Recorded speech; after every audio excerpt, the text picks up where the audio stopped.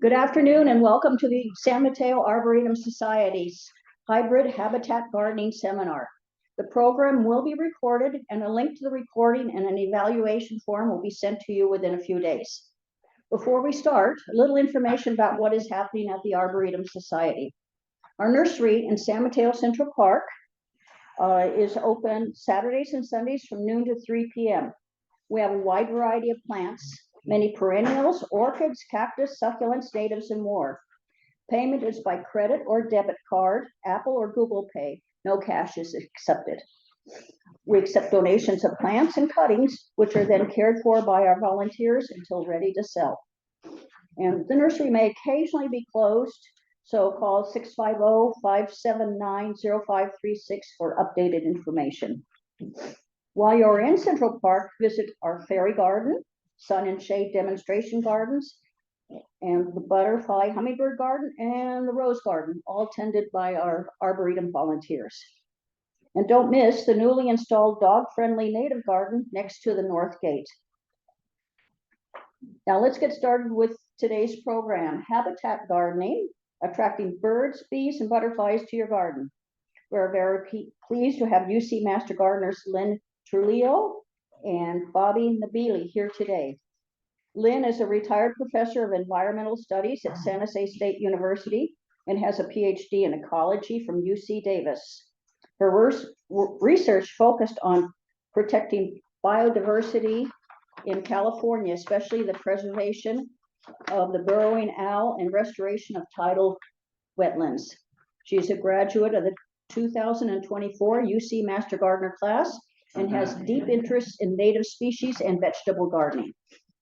Bobby has a passion for nature and the environment, which led him to become a Master Gardener also in 2024 to educate the public about sustainable gardening practices.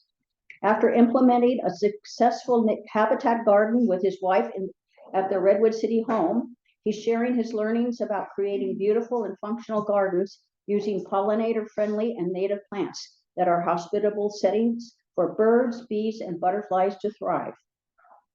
They will answer questions anytime during the program. For those viewing on Zoom, submit your questions by clicking on the chat box icon at the bottom of your screen. Welcome, Lynne and Bobby.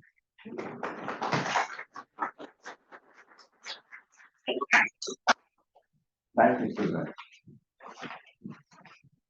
Today we're going to go on a journey together to learn how to create habitat for what we call wildlife. And we're not talking about bears and those kinds of things, more friendly ones you can see in your yards. But this journey is going to take us on a national movement that's called the Homegrown National Park.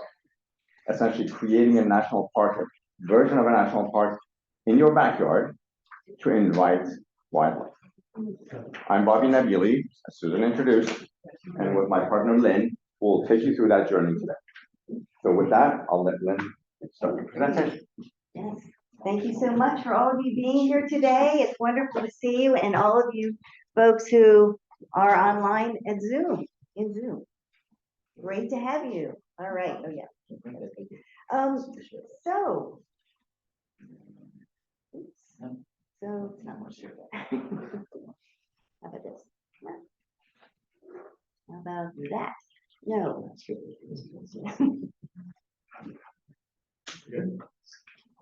not not forward. One more time. Nope. Okay, would you mind just forwarding the slides for us? Thank you. Okay. What the heck? What are you doing? All right. So as Bobby said, we are going to talk with you specifically about what you all can do to benefit native species in California. But we're going to start by zooming out a little bit and looking at the incredible place in which we live in California. So California is one of approximately only 36 biodiversity hotspots around the world. And you can see them depicted here in California. You can see in red on the very, where we are, the California Floristic Province, as it's called, is a biodiversity hotspot. And that means that there are at least 1,500 endemic species. We have far more than that here. And in other words, species that are found only here and nowhere else in the world, endemic, found only here. And in addition to having this incredible native biodiversity, the biodiversity is threatened by human activity. So one of the definitions, one of the criteria for being a biodiversity hotspot is that we've lost at least 70% of the native vegetation in the area. And we have in California, we have very much altered California's native habitats, although there's still quite a bit left. And we'll be talking about how you can add to it with your own activities and gardening. Okay, and so here's some visuals of some of the incredible biodiversity that we have here. On the far left is a vernal pool. If you've never seen one, they're found in the Central Valley typically. They're used quite in Fremont, but I don't know if there are any left there, but they are a unique type of habitat. And these plants that grow around the vernal pool are pretty much all native species found only in California.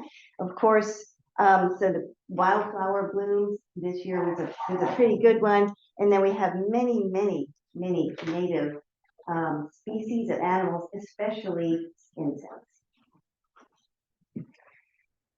So we're going to be talking quite a bit about our part, what we can do. We focus a lot on native plants, California native plants. So not only do we have a lot of native wildlife, we have many native plants that are found only here in California. And we talk a lot about native plants when we talk about habitat gardening, because these native plants are adapted to our Mediterranean climate. You know, as you know, it rains in the winter and early spring and does not rain throughout the summer and fall. Not every plant is adapted to those kind of conditions, but our native plants are. And so we want to focus on plants that do well in our climate. When we talk about focusing on native species, we're trying to get rid of grass. How do you get rid of grass? The green desert. Okay, you can have a little bit there, for the sort, but overall, it doesn't support biodiversity. And so native plants, in addition to supporting biodiversity, are beautiful and colorful. They year round. And one thing I do want to say before I invite Bobby to put in a few words here is that one of the reasons we do focus on native plants when we're talking about habitat gardening and gardening for a range of native species is that the native animals are adapted to the native plants. So everyone's pretty familiar with monarch butterflies and their need for milkweed, narrow leaf milkweed, which is a native plant. And so we talk about native plants and a lot about them because our native species, our animals, are adapted to those native plants. Yeah, that's a great point, Lynn. And the adaptation, we hear about adaptation, maybe some of you have a biology background. When I learned about this, I was fascinated. The adaptation is very delicate and very tight. So let me explain why. Plants naturally tend to have protective mechanisms in their leaves or barks, different body parts, if you will, to protect them from animals eating them. And oaks, for example, that are quite a bit in California, they have a specific poisonous material on their leaves so that they don't get eaten by a lot of the species. Of course, deers like them, but a lot of the moths and butterflies and bees don't like them. But there are specific moths in California that have adapted to that. They don't get affected by it. And in fact, they thrive on it, and they thrive on oak trees. And we'll talk about oak trees later. Oak trees are part of our keystone species that support a large variety of wildlife. So that's an example of adaptation. So if we go to the next slide, I mentioned in our opening, we said the homegrown national park. That's real. In fact, a gentleman named Bartholomew, who is a very strong and very famous researcher about oak trees. He has published a lot of data, and he's actually started this nonprofit organization to promote creating habitat gardens in our backyards or in any land that we have access to promote the life and progression of local wildlife. You can learn more about it on homegrownnationalpark.org, but what we're talking about essentially aligns very well with what their objectives are. And in fact, we're working on a little bit of a project to align with them and promote their projects even more. Now, in general, what they talk about is plant natives, don't plant invasives, or if you have them, get rid of them, and then make home for the visitors. Now, we'll talk about what that means for the visitors, but that is the national movement that we were talking about, that journey that we're all going to be part of as we go through. I did want to add to that too, that here's one of his books. Doug Callamy has written a lot of books that are very accessible to everyone, and I highly recommend reading any of them. We'll be talking about some of the principles that he discusses, and you'll read more about them. But he has said that if everybody with a backyard would become part of the Homegrown National Park, that area would be larger than all other national parks put together. That's the size area we're talking about. And it doesn't require any kind of government anything to do it. We can just do it. So that's some of the very compelling reasons, to be part of this. Thank you, Lynn. That's very important. Yeah, thanks for pointing that out. Okay, so again, let's go through what it means to have visitors. What are the birds and all of that? So Lynn, we don't want to take that over. Okay, so I did want to say, by the way, if you have questions while we're going along, feel free to ask. Okay, I would love doing that. So we're focusing this talk on birds and bees and butterflies specifically. And I have spent a lot of time studying birds, and so I sort of come to this with a bird-centric view. But when I started studying birds in California, I realized I couldn't know about birds unless I knew about all of their habitats. And so that's how I got to know more about native species. And so when you are thinking about habitat gardening, it's habitat, but it's a garden. Okay, so it's not completely wild. So we're going to select plants that we know are going to be attractive to the species we're looking for. So first of all, know what your visitors need. So when it comes to birds, we have so many bird species that are native that live here year-round, residents. And so when you have a resident bird, you want to think about what they need. They need food, cover, nesting habitat, and water. So when you think about habitat, we're going to think about all of those aspects: providing food, providing cover, providing places for them to nest, and water.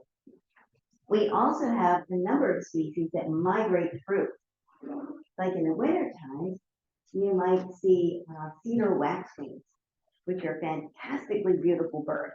And they come through in flocks, and you can hear them whistling overhead, and they love berries. So when I'm thinking about trying to attract a cedar waxwing, which is that birdie right there in the middle, and it's eating a berry, it's eating a toyon berry. Anybody familiar with the toyon?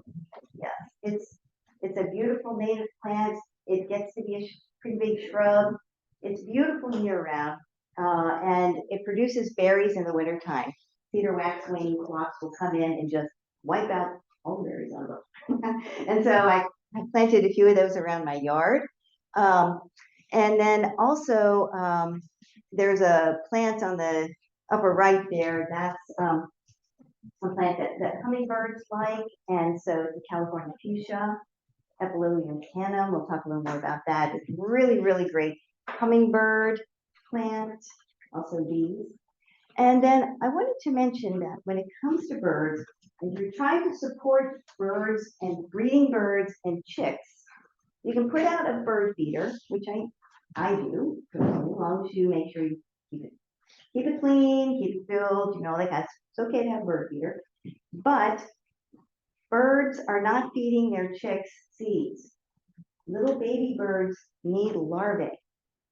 So those are, little grub things, which Bobby mentioned, moths and will grow on the oak trees. Those are fantastic. That's fantastic food for little birds.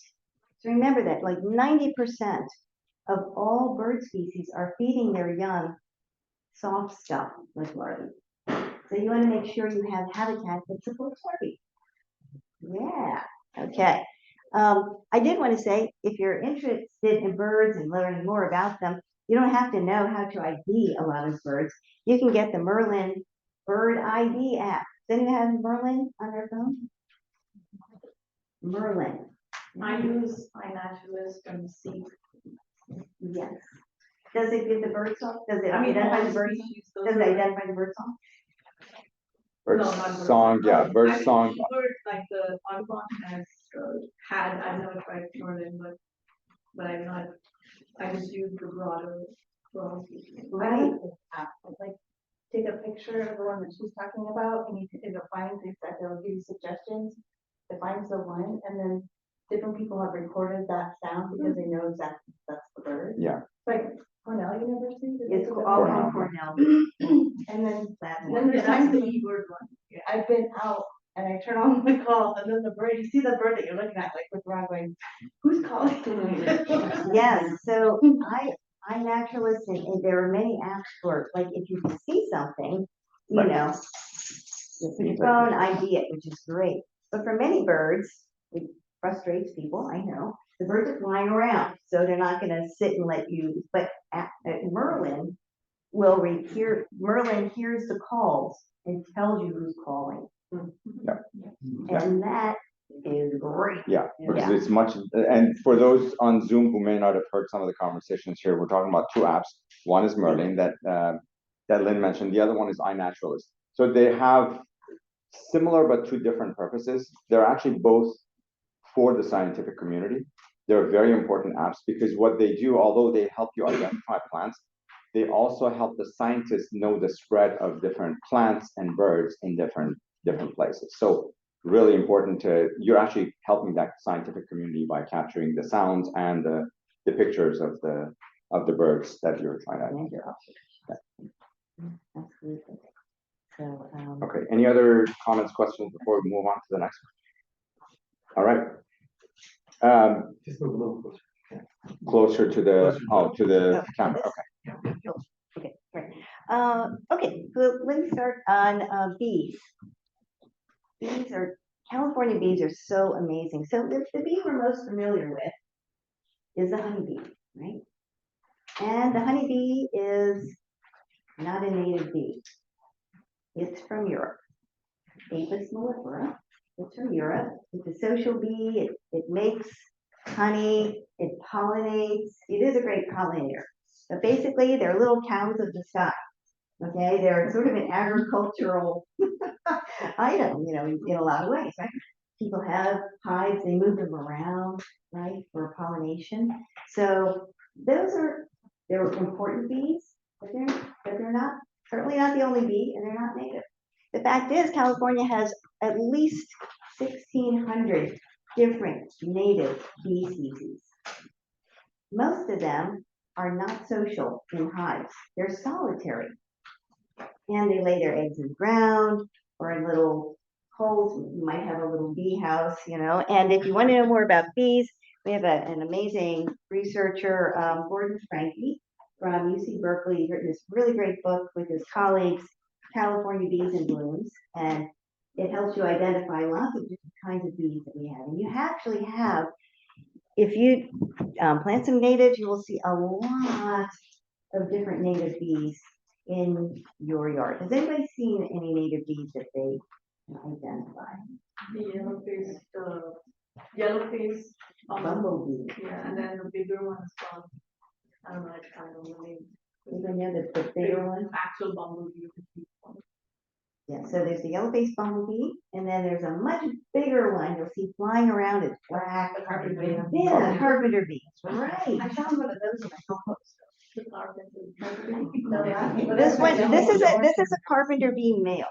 Oh. They're the big black ones are females. Oh. Yep, and they run from like that to like, you know, they're big and buzzing around, and that's the male. They're sometimes called teddy bear. So they look good. Do, because my roses have little bites. Is that from the bees? Okay, yes. So you might Because have, all over my roses. so you might have plants Let's that. repeat the question here. Oh, yes, so the question was, you might have plants that have little bites out of them, like little round holes or little curved bites out of the, that's from a native bee, the leaf cutter bee, which shows that, and when you see those holes, that's great. Oh, Our native bees use them for plants. Oh. That's so awesome. You know, I sent a picture of one from one of, because I had a friend who asked me about this. And so they take, the leaf cutter bees will take that plant material and they will put it into a hole with their egg. And they also put pollen in there and for their egg. Is that the male and female of the carpenter? No, this is the male carpenter bee, and that's yellow-faced bumblebee. We have, we have two. This is the most common one that you'll see around here. Yeah, and then there are lots of the leaf cutter bee looks a lot like a honeybee, but its butt is like pointier, it's a little flatter. I don't know, it just looks a little different. And then there are lots of bees that are very tiny. And so there are a huge wide range of them. And so if you are interested in bees, knowing more about California bees, this book would really help you. Susan? Is there a good app for identifying bees? Like when you're out and you see them on a flower? iNaturalist. Oh, Yeah, that's a great app. In fact, yeah, that was again. If you snap a picture with iNaturalist, it will almost immediately sometimes identify it, but also it will tell you who in your neighborhood, in your vicinity, has also identified that same bee. So it's a very cool thing. So a little bit more plug for the bees. You mentioned the leaves being eaten. That's actually, if you step back from that, our first reaction is, oh, my roses don't look pretty anymore. The leaves don't look pretty anymore. When you go out on a hike, not everything is manicured and perfect. Limbs are broken, some leaves are dry, there's a bunch of leaves on the ground.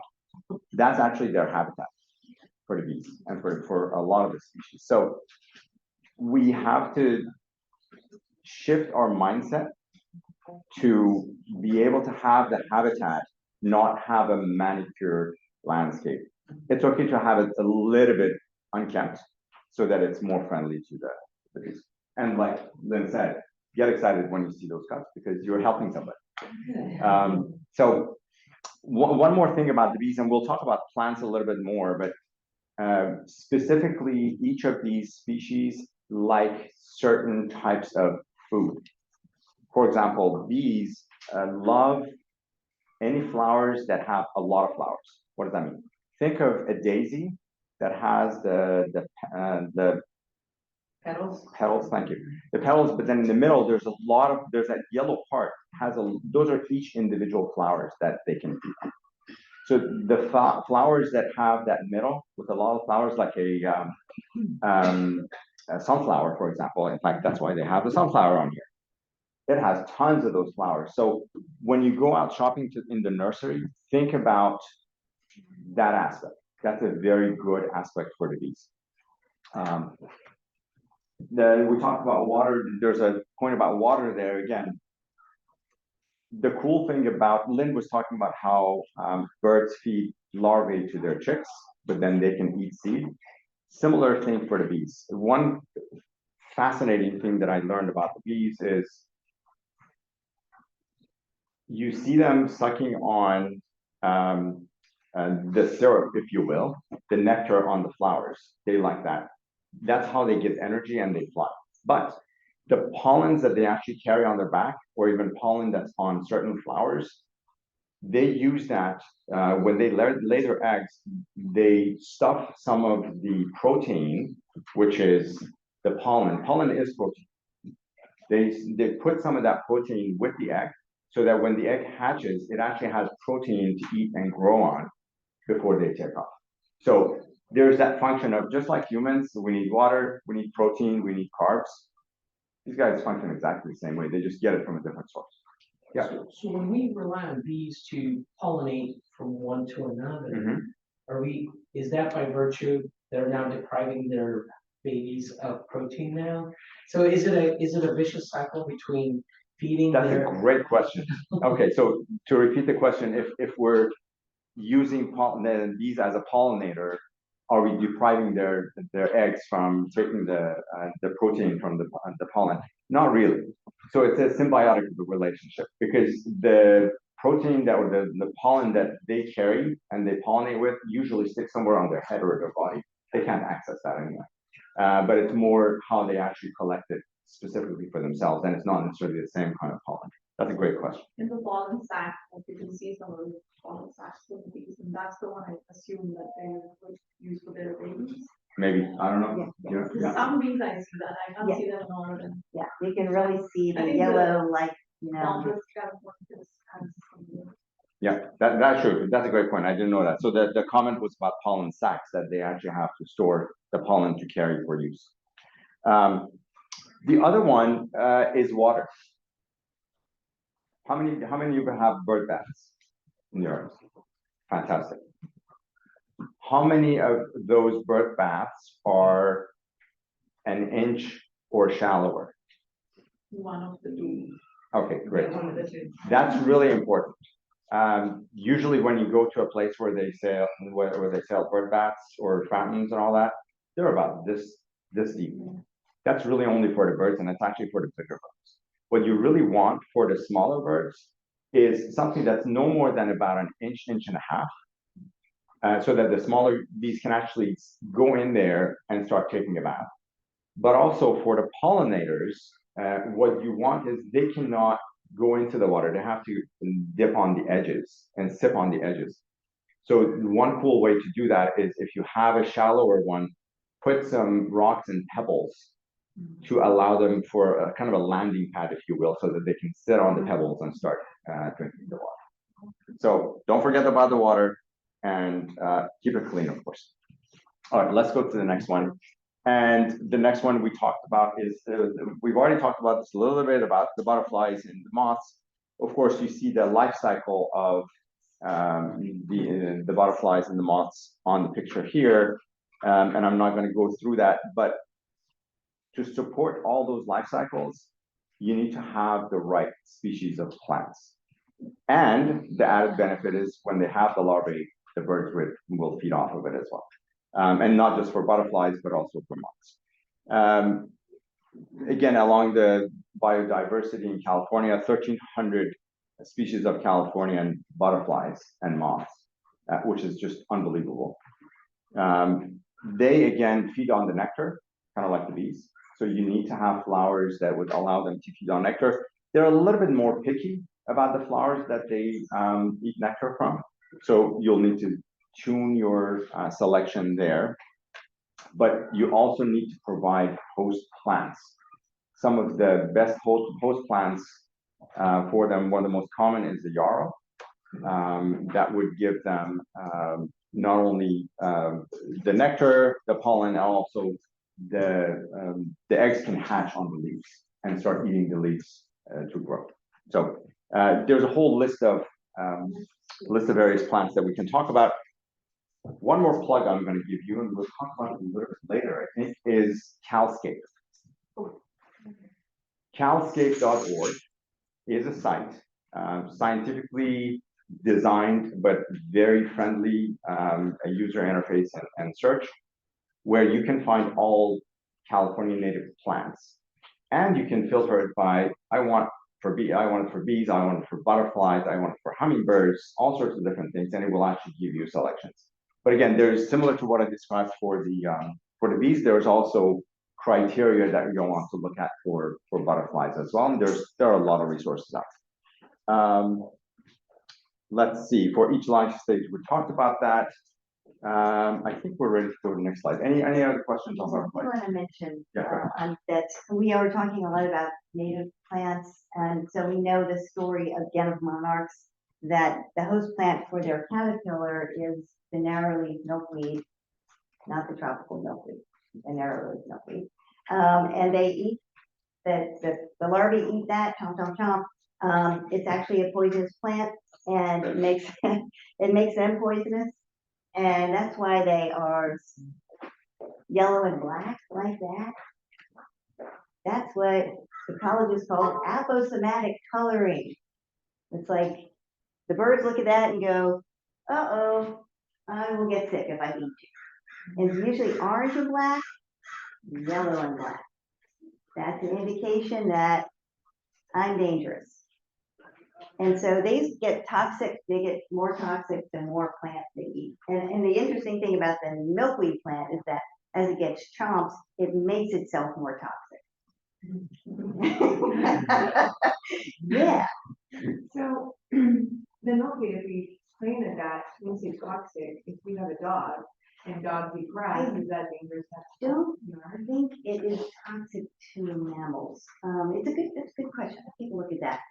I think milkweed is on the list from the Humane Society. Oh, okay. Because we planted a dog-friendly native garden, Oh. we did not put milkweed in that garden. But there is milkweed from the butterfly garden that's outside.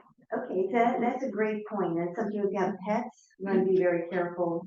If you have dogs, I have cats my two cats roam the yard. There's a lot of plants I don't plant, most of them. So really good point. And the Humane Society will always tell you, great list of plants to watch out for. Yeah, you could cage it maybe or something, but you want to make sure your pets are safe. And so that's another thing to think about when you're habitat gardening. What are your needs? You want to think about what critters need, but what also do you need in your garden? So, thank you. Oh. I know in the North Bay, folks working for to help the monarchs are saying, don't plant that narrow leaf too close to the ocean. Well, sitting in Burlingame, and I'm thinking, well, can I put a potted milkweed outside my window here and I'm too close to the water? Is that a problem? That's a great question. So I did want to mention for the folks on Zoom, the first question was about milkweed being toxic. Should we worry about that for dogs? Yeah, you should really make sure that any kind of plant like that is not going to be harmful to your pets if you have pets roaming the yard. Second question was, yes, there's this general approach to planting milkweed where it shouldn't be so close to the coast. I really don't know what that is. Overwintering. Something about they're just hanging out there, but then when they start moving again, the milkweed is there. They'll eat it. They'll lay their eggs on it. Mhm. But if they have it too close to the ocean, I think it throws them off. But I don't know exactly. Yes, they do say that. I don't know the exact mechanism, so sorry about that. Yeah, I can. Yeah. So in Burlingame. Yeah, I don't know the answer to that either. Oh, Is But it's- Burlingame too close? because I mean, there's the bay as well, so Right. I just don't know. Yeah. Yeah. Yeah. I'm not familiar with that. I've done a little bit of research or I was reading on monarchs. I'm not familiar with that specific thing of being too close to the ocean. But when I've scanned the monarchs that I've seen in my yard, there are plenty in the South Bay, even East Bay, Palo Alto, those areas.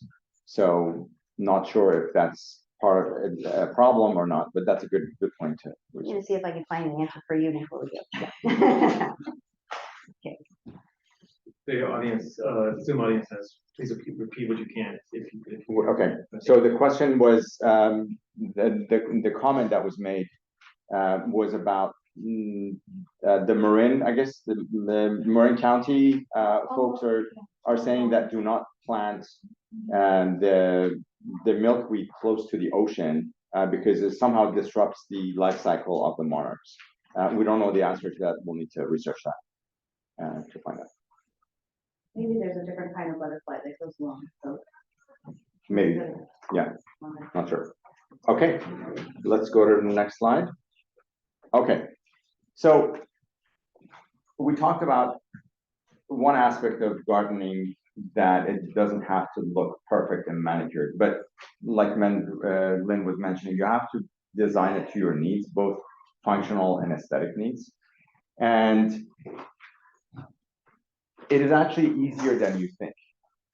First thing that starts with is we all go to the nurseries, we like the plants, it looks pretty, it's flowering, we buy it, we plant, right?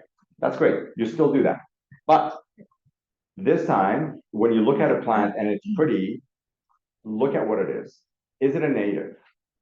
Is it based on some of the stuff that we talked about? Is it pollinator friendly? Does it have a lot of flowers? Does it have, for example, the flowering season is longer? Those types of things would help you decide if that's a pollinator friendly or a habitat friendly one for you. For example, my wife loves hydrangeas. We plant hydrangeas. They're not ecologically that interesting, but that's for aesthetics, and it's fine. But then we have other functional stuff that the wildlife can use. And the other one that you want to think about is, again, from a functional perspective, do you want a hedge? Do you just want an accent piece? Do you want some structural pieces? And with both the natives and the non-natives, there are quite a few options. The unfortunate thing is that when you go to the nurseries, the majority of the plants that they sell as, oh, use this, it works great here, they're from Europe, from Asia, from Australia, they're not native here, which means that they won't support the habitat. There are things, again, on CalScape, you can go and search by function. I want a shrub, I want a tree, I want something that flowers, and you can get some of those. And we'll talk about some of the plants that we actually like towards the end that can help with those. And I'm, by the way, happy to answer questions offline.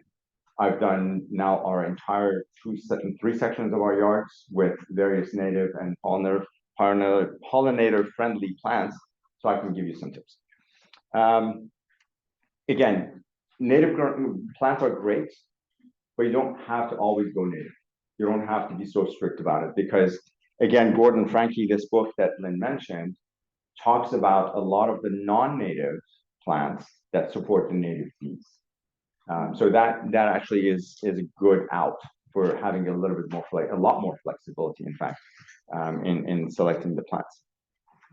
And then, of course, picking the range of animals, thinking about birds that need seeds, but larvae, they need shelter and they need places to nest. For example, now, of course, each bird is picky, and Lynn is much more of an expert on this, but she is an expert on this. A lot of the plants that are very bushy and tight, they're actually a great place for a lot of the birds to put nests in because they're protected. They're not visible. So think about those types of things as well. And use your own experience, but again, for your own use, make sure it's pretty. Make sure you like what's in there, and it works for your yard and your space. Okay. And one thing I might add to this is, that when we're thinking about aesthetics, very often we want to see nice looking plants and blooming things sort of year round, right? We like that. So does wildlife. Species generally will benefit by having blooming plants year round. And the great thing about natives is you can find stuff that is blooming any time of year. So think about what you like. And like I had a friend, I was helping her select any plants, and she said she didn't want anything red. Like, okay, I can work with that, we'll find purple, we'll find yellow, so they have Those bees like particularly purple and yellow, is that true? They. That's what I read. Yeah, I think Greg was and talking they- about of that, course yeah. They see, yeah, and they see completely differently from we do. what we Yeah. do. So, and, you know, a book like this kind of helps you think about that. But one of the things to think about, I think mostly is that if you're going for plants, you know, go for the natives, go for a range of different types, and also a lot of hybrids. So you see how this plant just has one layer of petals here. Well, a lot of hybrids have multiple layers of petals and reduces the number of stamens on the inside here, like Greg was, Bob was talking about, and that's something you want to stay with. You're looking for just that one plate of petals with the stamens.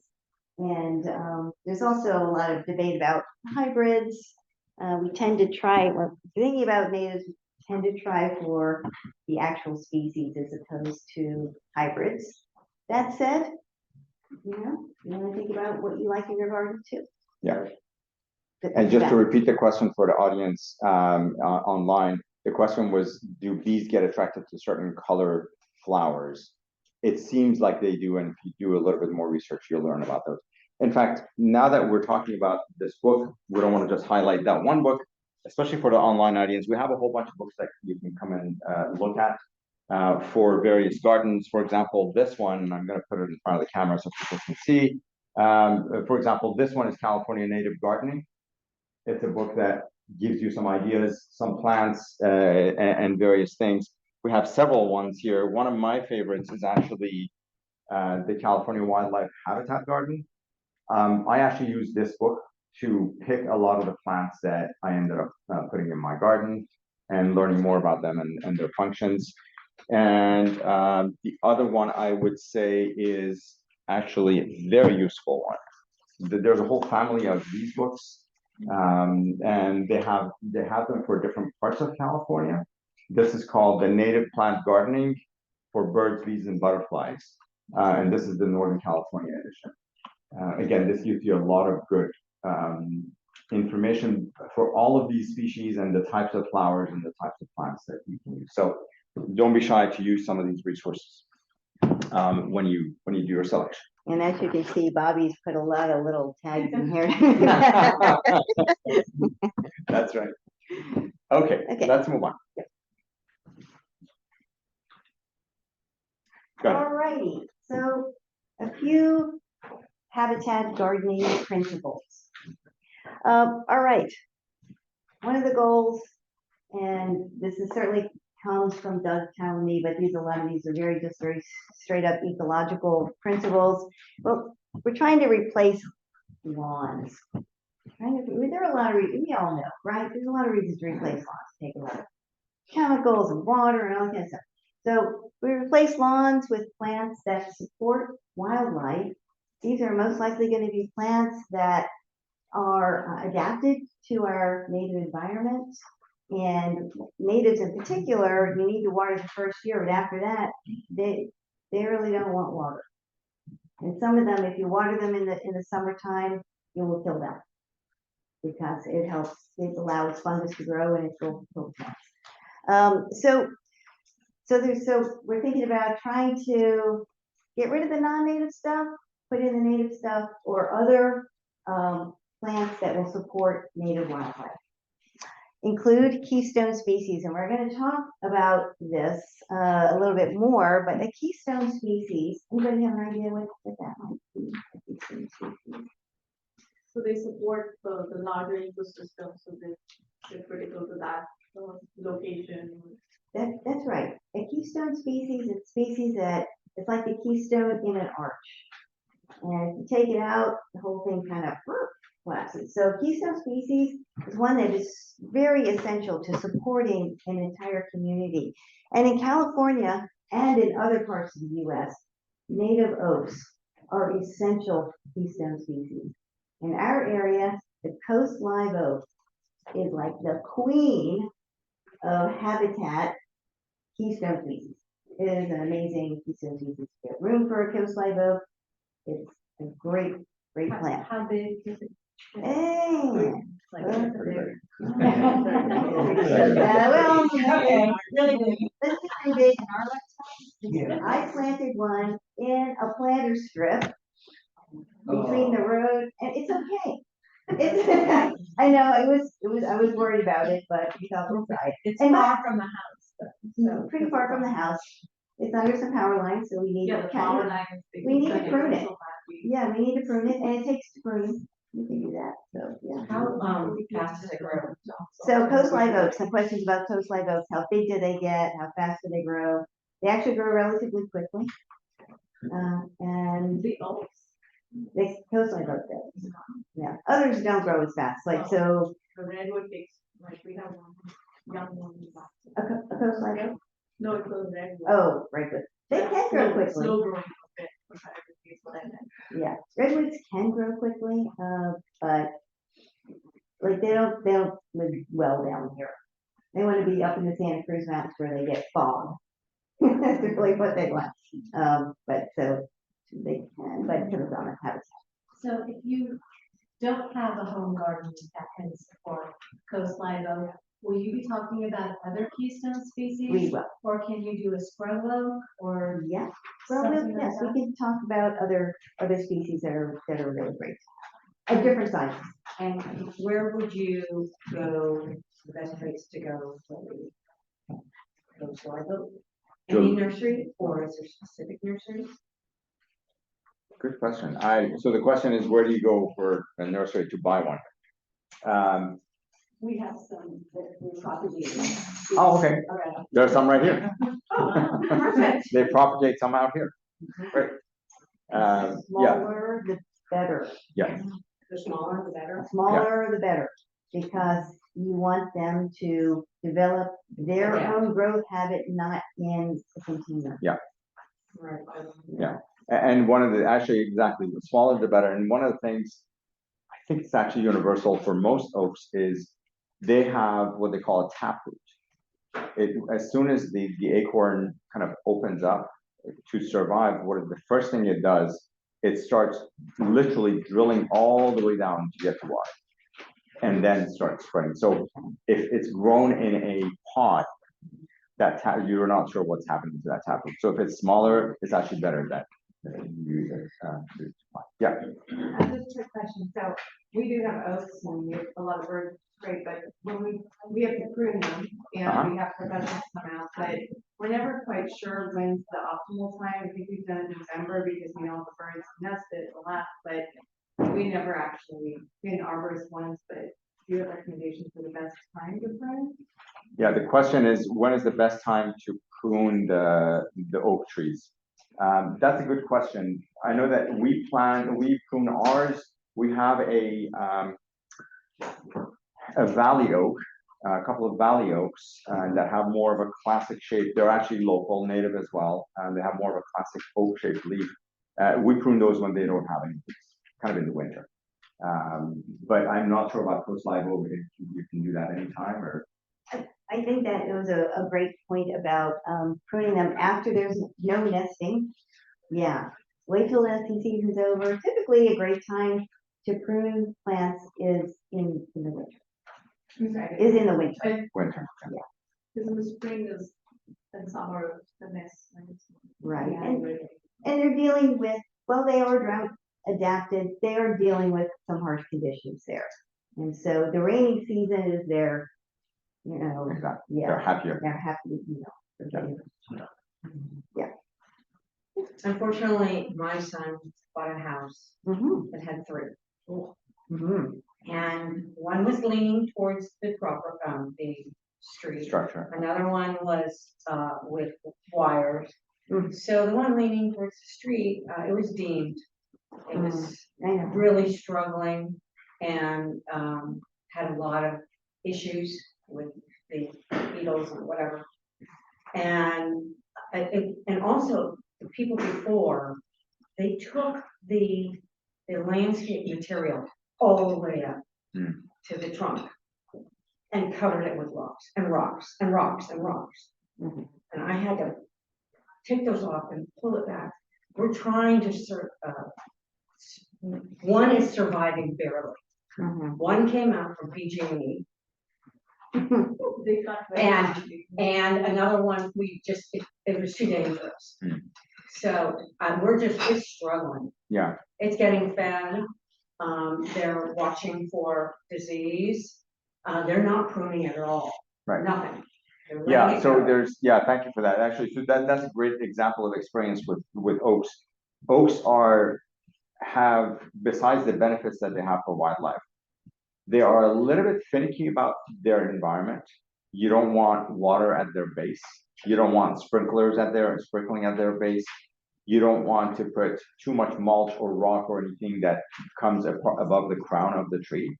But one of the nice things about most oak trees is once you plant them, the roots actually they're not superficial. They actually go deeper.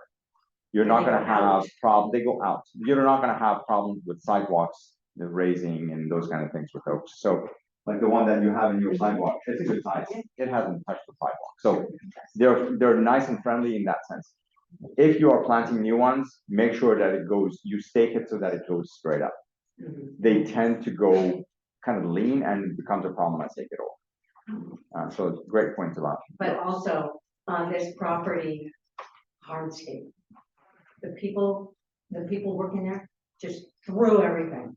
Right, yeah. And that's what killed. So as a it too. homeowner, then as a homeowner, you need to be conscious and guide them on how to deal with that. Yeah, they should have because- had an arborist on the property the whole time. Right, exactly. One more question, Mike.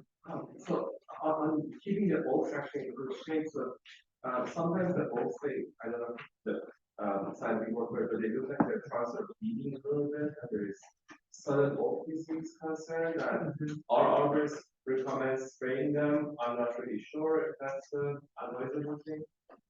You use the bad word spraying. Yes, I mean, oak trees are prone to disease like any plant. So plants generally, if you're so think again, let's use the human example. A healthy human rarely gets sick, right? If you're healthy, if you're eating well, if you're exercising, doing the normal things that a mammal is supposed to do, you don't get sick. Same applies to trees, in fact, to all plants. So here's what happens to plants that get disease. Essentially, when a plant is stressed and it's starting to die, right? It actually gives signals to wildlife. Hey, I'm starting to die. I need help getting decayed. That's kind of an extreme example of it, but those are some of when it's weak, then it can get attacked much easier. So you need to find out why it's getting attacked by beetles. Actually, I think a particular kind of beetle gets attracted to some of the oaks and causes problems. But you need to find out the root cause. What's going on? Are you giving it too much water because they don't want any water in the sun? Is something else stressing the roots? Is it not getting enough water, for example, if there's a long drought? Those types of things. Spraying is equivalent to killing all that wildlife that we were talking about. So you definitely want to avoid doing that. We have a plum tree which I think struggled with the heat waves and the change, and it was doing incredibly well the last few years. And then we had one gardener come just to trim, and he wanted to put fungicide.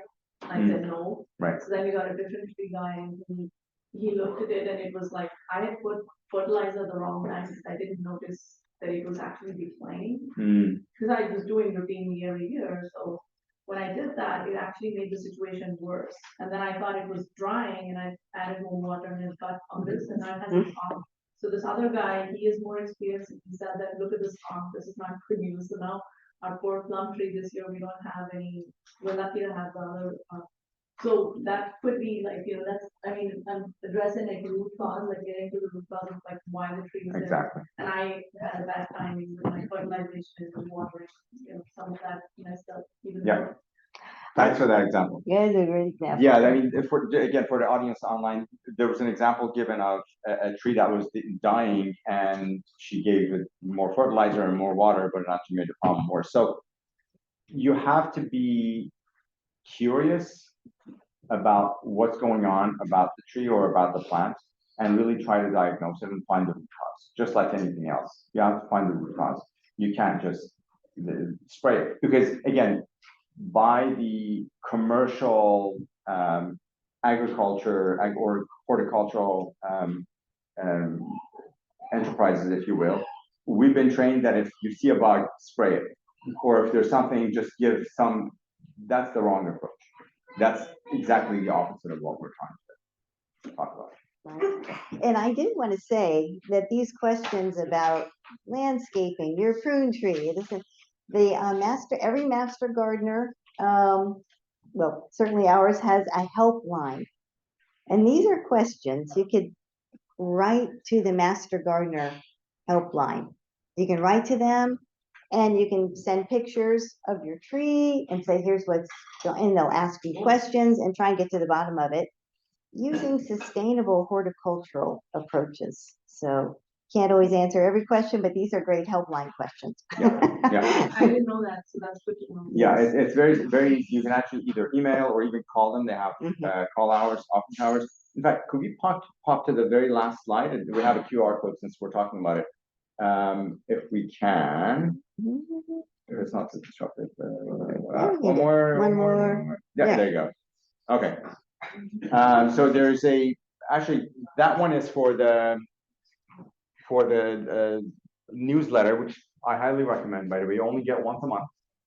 A lot of good seasonal tips about what you should do with your garden, whether it's vegetable gardens and other things. The other one is for donation. But once you go to the newsletter site, you'll also be able to see the San Mateo and San Francisco County Master Gardeners.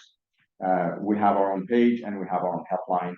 And in fact, the helpline, there's a physical helpline in the city. There's one in Redwood City and one in Half Moon Bay, El Castrand. So, but they're available online and send emails and answer questions. Thank you. They're outside right now too. And they're outside right now. That's right. That's right. Yeah, thank you. that's right. There's a table here every other week. Once a month, there's a table here. Same day as the seminar. Okay, great. Good, yeah. Yes. Also, with this oak that's struggling, they have laurels, laurel hedges, and inevitably, the ones on the side are not doing well. And there is on the side of the laurel. There's a drip line. Right. So pretty close to that root. Right. And now that you say that, I mean, anything that's around like a redwood tree, I can see it in their yard. All the laurels are going yellow and dying. Interesting. Okay. Yeah. So again, thank you for that. That's another way to just diagnose and try to understand. Yeah. Sorry, let's go back to where we were. I just want to let you know, I couldn't get the QR code to work. Yeah. Okay. We'll give you more information. And we actually had the link in the links. I think we have it. Yeah. You'll receive a recording. Yeah, the second one works. So, is that the same thing for getting the newsletter? Actually, I'll get you the link. We'll give you the link as before we finish here. I'll spell it out. Yeah. I think one more back. I think one more back. Okay. Just a few other things I wanted to mention here about gardening principles is that when we think about habitat, it's like Bobby was saying before, it's not completely manicured. So you want to think about planting in layers. You can. Maybe you can't have a tree, but you can have some shrubs and you can have some low-growing stuff. You want to plant in layers. We want to plant multiple plants instead of just sort of one, if you can. Multiple plants, because that will attract, there'll be a signal to bring in the species. They'll see a lot of what they're looking for. I mentioned providing resources year round. So if you're looking for knowing what you want, so it's, for instance, if you're interested in bees, year round, what can you provide them? In the wintertime, they're not really flying and collecting, but what they're looking for is dirt to dig holes into to lay their eggs. So we're all about mulch and mulching everything. On the other hand, leaving some dirt for the native bees, in the wintertime is important for them. water So source. that you should leave some of the dead leaves on, because that's where they nest, and also in the grass. So in some ways, maybe like the non-toxic lawns can be helpful to native species. They're not going Like to, my, I don't spray it because they're gone. yeah, they're not going to really use the grass lawns. But the But dead leaves. they might use the leaves. Yeah, some species might use the leaves. That many bees are looking for dirt to dig a hole Yeah. into. So, but you know, like you're saying, you want to have maybe you want to leave the leaves and have different types of different type of resources available to different species. Question from Zoom. Yes, Are the question. resources for the local schools to introduce habitat gardening to kids? Is it a good idea too? I mean, are there resources for kids? Yeah, specifically, habitat gardening? yeah. What do you recommend? Oh, resources for kids for habitat gardening. schools. I see. That, Master gardener? the master gardeners, yeah, maybe. That's a great question, and I don't have a specific. Actually, I have a maybe- couple of, so master gardeners, in fact, most of the master gardeners counties have representatives for schools, for school gardens. But also Doug Tallamy has, the book that we were showing about Doug Tallamy, he has one that's specifically for kids. In fact, maybe the one that we were showing, it may be the one for kids. That There was- that is the one. that showed. Yeah, that's the one for kids. So they're definitely. And the school garden network, is that in this area as well? I do not know. Yeah. School garden, yeah. No. So what was the name of the book, sorry? The Oh, name of the book was, I'm gonna go back a few slides. let's go back a few slides. Got the 4 or 5 slides. Yeah. Nature's There it is, Best Coat. nature's best coat, yeah, All right. yeah, That's what- definitely, yeah. Thank you. Great question, thank you, Zoom audience. Okay, and no insecticides or herbicides, no killing stuff like that. So there are lots of, if you have some things, we're always, again, if you have some issues or think you have issues, great question for the helpline.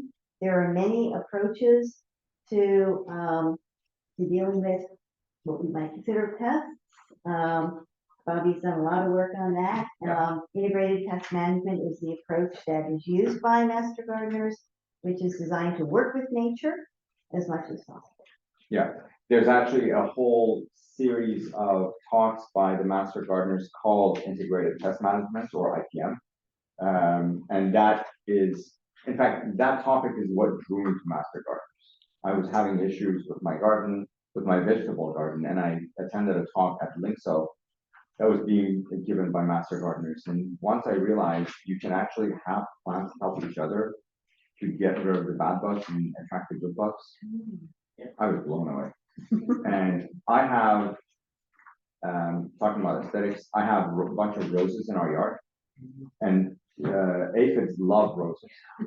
I have not had a single aphid on our roses this year because I have a bunch of pollinator plants that attract the beneficial insects. Like, Oh, what? ladybugs is the famous one. Yeah.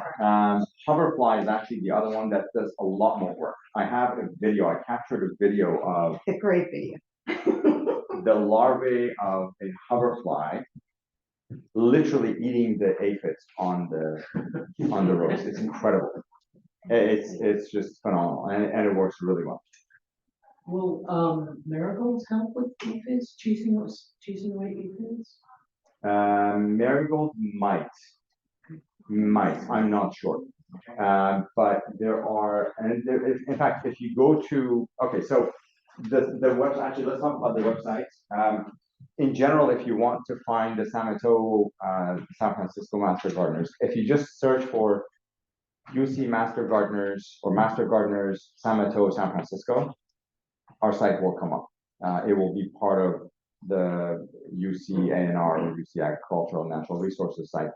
You'll find that there, but then there's tons of resources for IPM, there's a helpline there and all of that. So for the folks online too, that's really what you want to search for, bookmark it, and you'll get all that.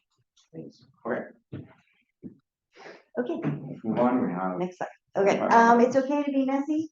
It's okay Leaves, it's all right. You don't have to get it all cleaned up. In fact, it's better if you don't. So, leave the leaves, leave down logs whenever possible. If you have branches in your tree that are, appear to be dead, leave those. It's incredible habitat.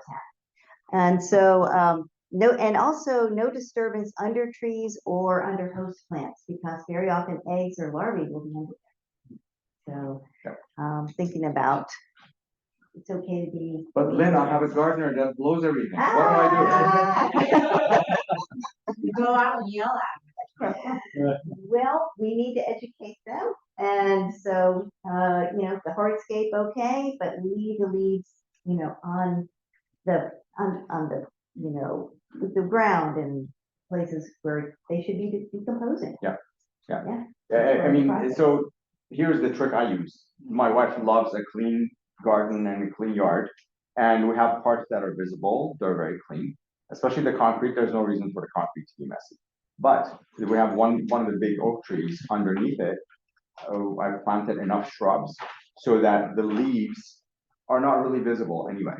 The shrubs are in the front, and then there's a little habitat back there, and the gardens can't even get back there. And talking about the logs, in the winter or even in spring, you get some droppings of pieces of wood from the tree. Leave those back there because the bees would use them, the moths would use them. So those are really useful. If you can somehow manage that aesthetic aspect of it, they're very useful to people. One of the sessions I attended about native gardening was in 2020 virtually. From Palo Alto, there was, I don't know if you know, Juanita, which she had said something about the blowers, the leaf blowers, the smoke, in general smoke, and from the leaf blowers, bees, it actually repels bees away, and the electric ones are probably better. So, I know Burlingame has a restriction now, but that's actually great. Yeah, that's a great point you bring up. So for the online audience as well, it's about the gas leaf blowers. So that's actually being banned by the state of California. I think by 2030, all leaf blowers have to be electric. And there's two issues with the gas leaf blowers. One is the smoke, which not only hurts the gardener, and hurts the environment as well. But the other one is that essentially the way the thing cools itself is through the air that comes out. So it's warm air, which is not necessarily what you want here. So electric, and there are a lot of incentives. If you have a gardener that's still using a gas leaf blower, tell them about the incentives, the state incentives. In fact, we put together a neighborhood group to help the one gardener that was helping most of us. We funded his new leaf blower. So you can do that. You can be proactive. Great. Okay. All right, so now we're going to talk about some specific plants. There are so many great plants, especially native plants, but others that support our native species for all kinds of situations. Whether you have a very big yard, a very small yard, whether you have a balcony with pots, there's always something you can do. And so there's everything from wildflowers, such as, the poppies. By the way, our native poppy is an incredible wildlife plant. Native poppies, they don't look like, they're very nice looking, right? But you think, they don't look like much. So many native insects use them. Phacelia, which is another great one. And then there's other species, sages that are a little grow low up to bigger.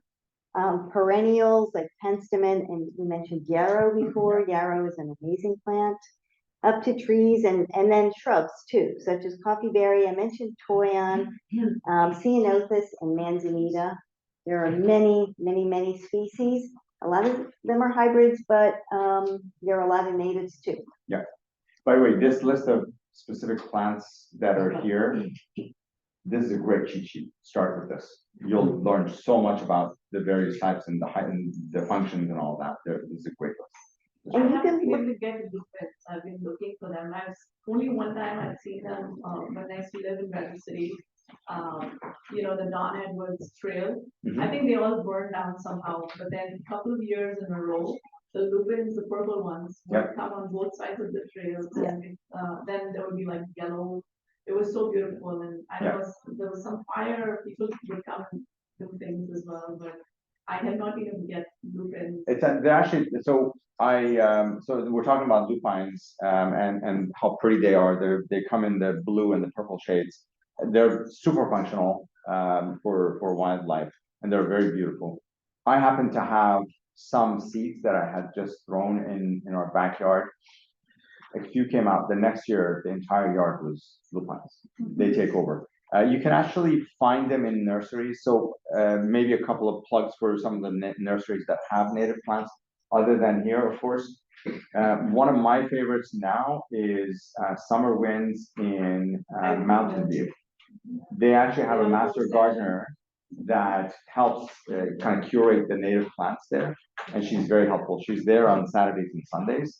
That's a good. In fact, I was there a couple of weeks ago. I saw some lupines there. So They do have them now. they did have them. Yeah. So those are go-to nurseries. By the way, one more plug. When you want to buy plants, don't go to a big box store. Go to a nursery. Yeah. Go to a proper nursery, because you don't know how they grow the other stuff. Someone asks, so what shrubs should you plant underneath an oak?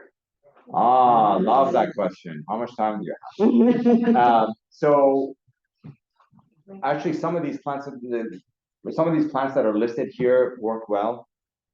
If you want to do shrubs, in fact, I have planted the toyon and the coffee berry. They do really well in the shrub section at the bottom. I have several coffee berries that are doing really well. Toyons do phenomenal. It's the second year I have them, and they're just growing. Some species of ceanothus that are a little bit shade tolerant, they would do well. And also manzanitas, some specific ones that are okay under kind of under the trees. Again, if you look at manzanitas, if you look at cowscape, you'll get more specifics about all of these and how well they do with or next to oak trees. What about lavenders? I have quite a few. Those are native. There's a mix. I have a mix of both, like native and non-native. Do we have native lavenders? We don't have native lavender. It's some, there are some things that are called lavender, but it's There's a not California native lavender, isn't there? Sage, probably not a lavender. Are you thinking like? There, Yeah, show us what you. Yeah. So the question was about lavenders. That's actually a good example of a non-native that's a workhorse for some of the native plants. Native bees, sorry. Yeah, the Gordon Frankie, again, in this book, we keep talking. Oh, you're about this right. book. This fruit lavender is not native. I didn't know. Not native, yeah. But I think They're that's actually, something that was labeled as lavenders are generally from Eurasia continent. They're not from here. But again, they work. Some of these non-natives work for the native. I think we had a I comment. wanted to point out that the shrubs that you mentioned, we have within our garden out here, the butterfly. Perfect. If anyone wants to see what it's showing on coffeeberry. Great. very seamless. Great. And then we have all of those. Oh, nice. in our Perfect. We garden. can do a little field trip We out can actually do a Yeah. field trip afterwards. Yeah, we'll do that. Yeah. And then the new plants right outside the gate, we have little baby red buds. Great. Oh, nice. So, Very good. you know, people can take a look. Well, that's great. And let me just say that there are so many, so Bobby, that you threw a few lupin seeds out there, lupins covered his yard. I live in Redwood City also. I can't grow a lupin to save my life. Okay, and I have tried. I love them and they won't grow. So Yeah. everything's an experiment. So you're going to try different things to see what works best for you, For your specific yard. for your specific garden, your specific. Exactly. And again, that reminds me of a really good example of a conversation we were having in a similar talk one time. Someone said, well, my yard is all clay and I can't grow anything. If somebody tells you your yard is clay, don't believe it. Test it out. There are, again, on the Master Gardener site, you can see, and also multiple resources, you can figure out what the texture of your soil is. I live in Redwood City, in the north part that's next to a creek. It's probably 500 feet away from a creek.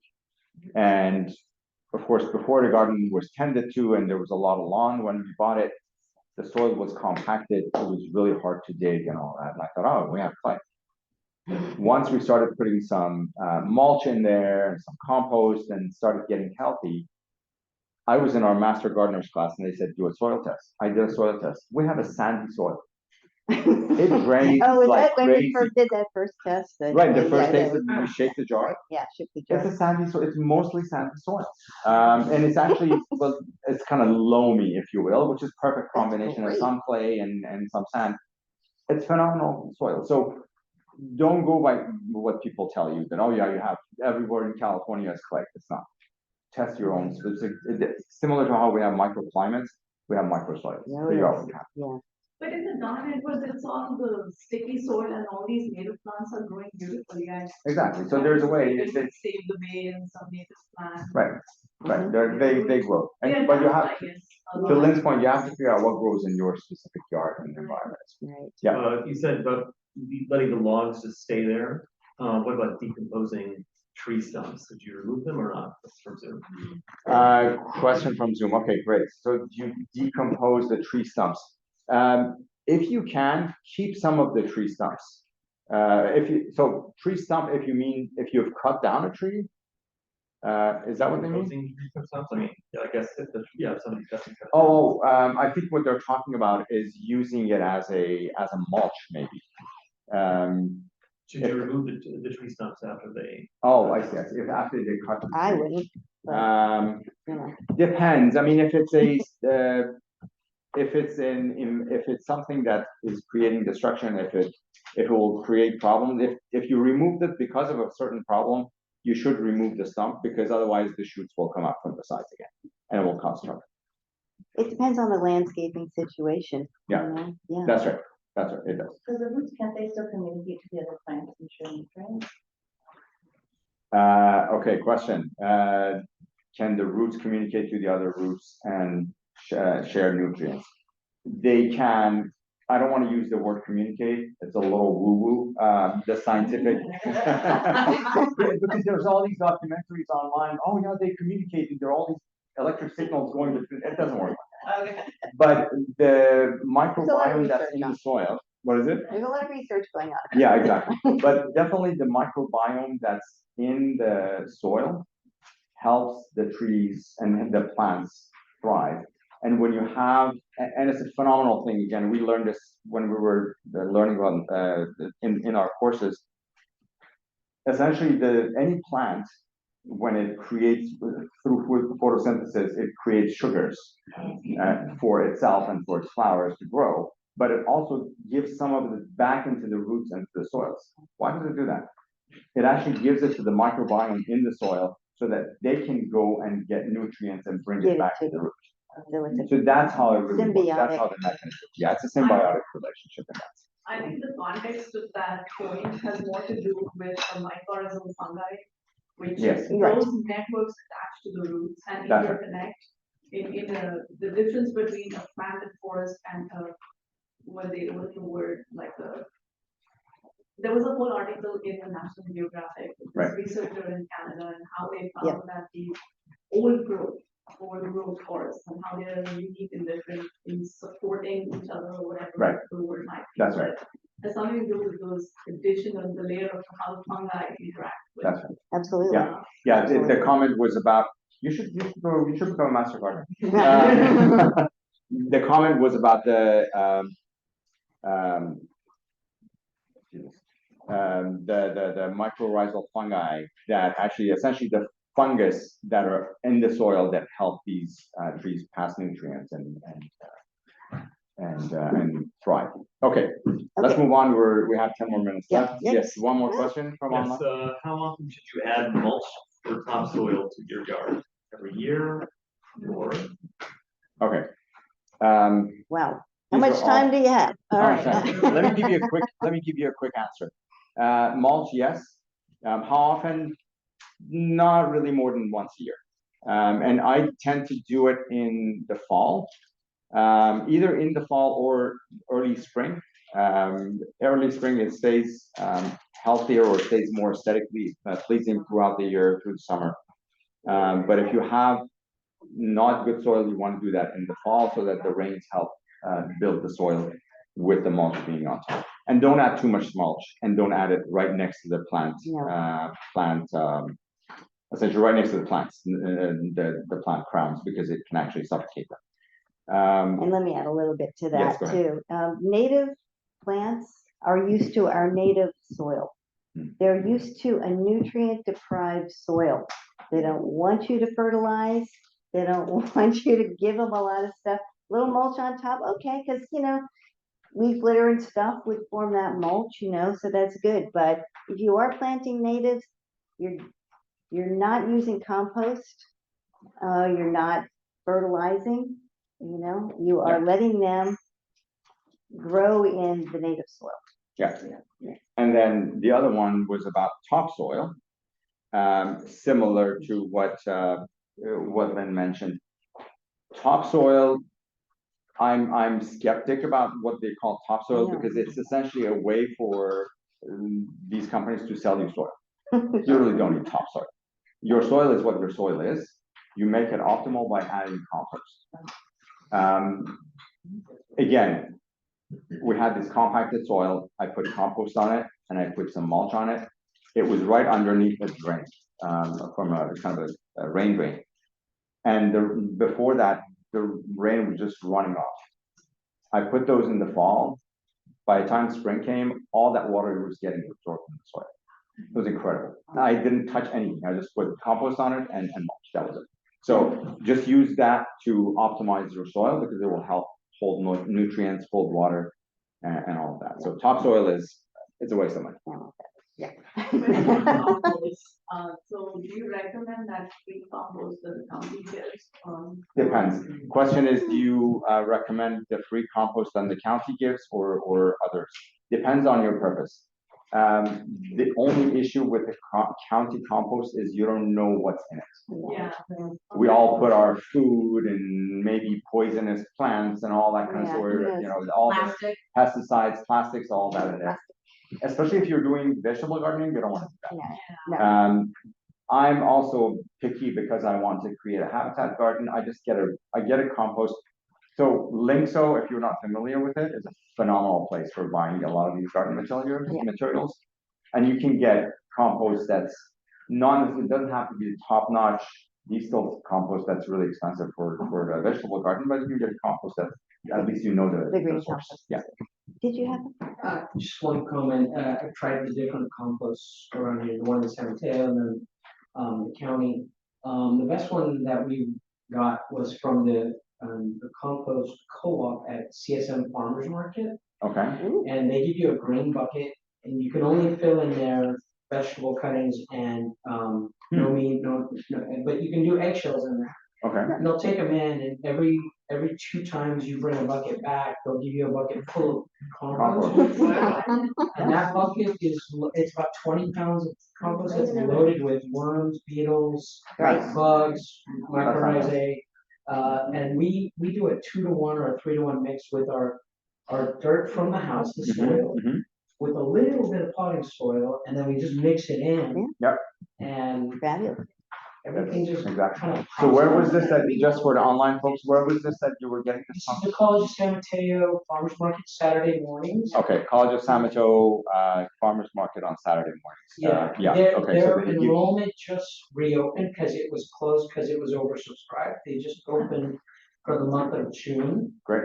But you gotta be careful that you don't put meat products in there. Right. It's strictly vegetable. Essentially, they take what you bring them, which they control is only plants and vegetables, and then they give you compost. And no citrus. So No, the critters don't like citrus. Yeah. So the Okay, best great. compost is compost you can make at home That's right. if you are able to do that. But if not, this is a great way to go. Okay. Restaurant food versus homemade. Okay. We got 5 more minutes left. All right. All right. So we talked about oaks as an amazing keystone species and the coast live oak. That's the live oak in front of my house. And the delivery trucks kind of prune it up. So we have to do that ourselves. But every year produces so much habitat. It's acorns and larvae and so a lot of species love this. Yeah. Okay, so we talked about this guy. Okay, next. Manzanitas. I love manzanitas because they are aesthetically pleasing. They're very architectural. The bark that is tan and red and it peels, it's just phenomenal. And it has these lantern-shaped flowers in the late winter and early spring that the bees and even the hummingbirds love. There are a lot of varieties of these that have been adapted to the garden, and that's what I have in our yard as a hedge. In fact, on the side of the street, by the street, they can be trees, they can be shrubs, they can be ground covers. Highly recommend them. Very high value, ecological value. Next. Ceanothus. Yes. Another amazing Amazing plant. So many different species. This is Thirstophorus, which is the great big one, but they come in ground cover and lower and higher.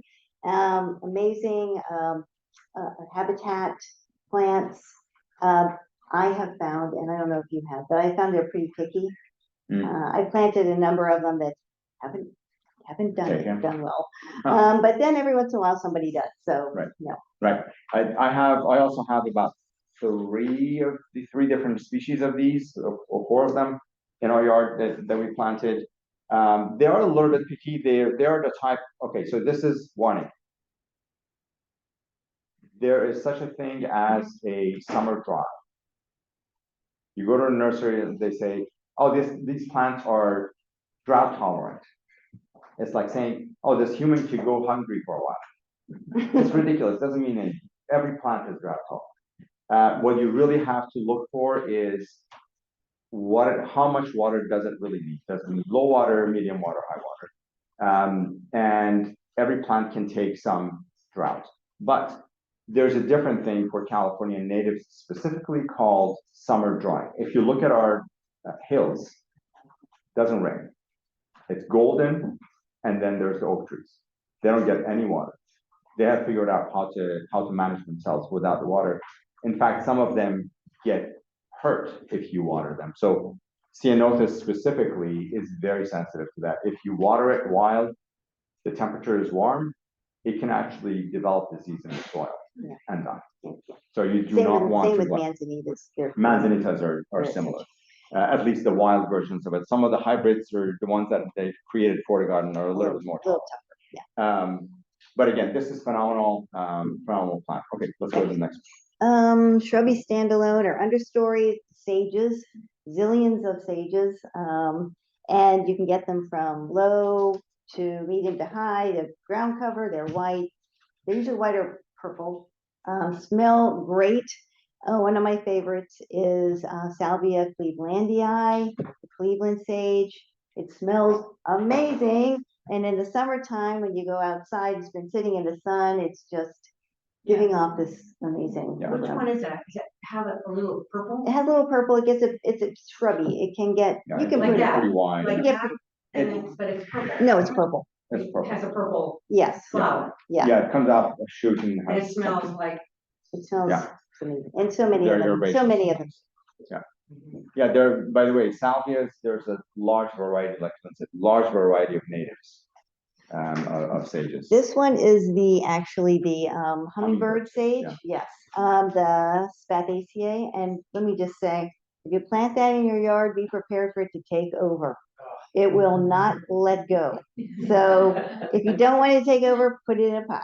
And actually, this particular one is more of a shade lover rather than a sun lover. So Mine's in the sun. Don't Okay, crazy. I have excellent. a question about the sage brush. That also smells nice. Is it related to these sages? No, that's Artemisia. It's got a thinner, like, it's not as thick, like, very fine, but it also smells. It smells great. It's a different genus though. yeah, sagebrush is not sage. Yes. It's actually, yeah. Some of my, here's one I just love this plant. California fuchsia, Epilobium canum. It's an amazing wildlife plant. It blooms spring all the way to fall with these beautiful red flowers. Hummingbirds, bees. I grow it at a pot. That's my pot with my hummingbird. And for one of the ones that hang around my yard. I also planted in the front yard. It's taking over. So it's another one of those that will go nuts. Yeah, but that's right. Some of these when you buy them, they say, oh, they grow this wild and this tall. you have to prune them, you have to manage them. In fact, I have a couple of stages that I went based on the recommendation. First year they were well behaved, now they're taking over the garden. Cut them back up. I don't care what you have to say, Yeah. right? All right, Okay. next one. Yarrow, we talked about yarrow talked about already, so yarrow. we'll probably skip this one. It's Yeah. pretty high functioning. I wanted to put in this picture. This is my vegetable garden. So I have native plants out in the front yard, but I also have vegetable garden in the backyard. And as I've learned, you should never have just bare soil in your vegetable garden. And so I grew some flowers along with the fava beans. So in this plant bed, I have, there's some bare soil, but also there's Phacelia, which is amazing plant for wildlife. The bees are all over it, poppies. And so if you have a vegetable garden, you can also grow some of these wildlife loving plants. I mean, they actually love fava beans too, so do I, but the bees really love fava. But you can also grow, yarrow in there, or some of the annuals in your vegetable garden. Yeah. Okay. All right, and this is our last slide, and it kind of goes along with the Homegrown National Park a bit, but the story of monarchs, they haven't been doing well over time, and this is research done by some monarch biologists, and you can see that they weren't doing great for quite a while there, but the numbers are starting to go up. Okay, they are pretty variable, okay, but the numbers have been going up. And I was listening to a researcher who said that they believe one of the factors in this increase in monarchs is people planting narrow-leaf milkweed in their yards. And by the way, I did look up, it says you really shouldn't plant narrow-leaf milkweed within about 5 miles of the coast, especially the Pacific coast. I think the Bay is a little bit better, but that's kind of what they say. Okay. Yeah. So we can plant it in the Burlingame? I think you can plant it frozen. I don't think. Okay. But it's not a coastal plant, and for some reason, it keeps them from migrating. The thing about monarchs is they migrate, but no one monarch does the whole migration. It's a multi-generational thing, and so it's very tightly regulated. Yeah. So, okay, and With that, thank you for your Thank you time, so and much. thank you for the first online. hope you join the Homegrown National Park. And if you go to the next slide, just so that folks can also see that, and we'll, Oh, yeah. by the way, you'll all get emails of this, of the slides afterwards. Yep. But these are also some of the resources there. Thank you. Thank you. You're welcome. Thank you, Lynn and Bobby. That's an excellent program and showing us how to create a habitat garden that'll benefit wildlife. And I'm energized. It's on very high up on my to-do list. So everyone will receive a link to the recording of this program. Can you sit down and wait till we're finished, please? Can you Everyone will receive a link to the recording of this program and also an evaluation form, which we appreciate you completing to let us know what you thought of today's program and what programs you'd like us to offer in the future. Please join us for future seminars and workshops.